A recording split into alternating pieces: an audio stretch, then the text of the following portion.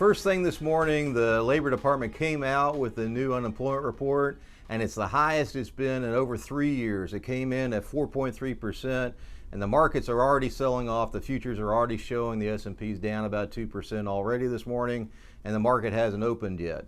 And so as this report says, it says the unemployment rate jumped to 4.3%, job gains total just 114,000 as the labor slowdown deepens. And the Fed report isn't out yet, but the Fed report will show at 4.3%. Last month it was at 4.1% in June, and that's up from a bottom of 3.4% in April of last year.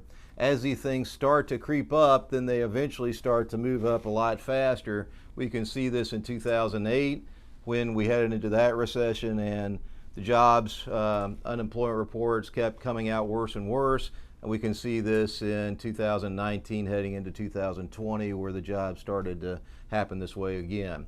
Now, we can also see that usually when the job openings start to come down, the market follows. Now, that isn't always the case. Usually it's the case. You can see it was the case in the early 2000s. You can see it was the case going into the great financial crisis. It was not the case going into the pandemic. You can see here the jobs are starting to come down. The market was still going up in 2019 until we had the nastiness in March of 2020. Now, this is also happening this time around, but we don't think that it's going to be diverting for too long.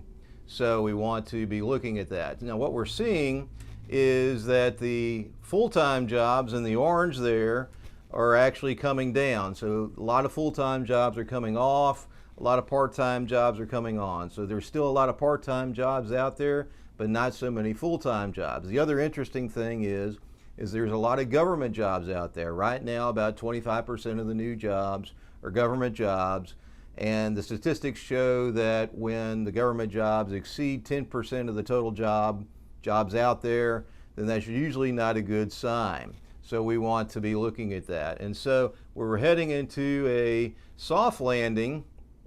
A lot of the times we'll just see Fed hiking, and we don't have things like an inflation shock. We don't have things like a rising unemployment, and we don't have things like tightening lending standards.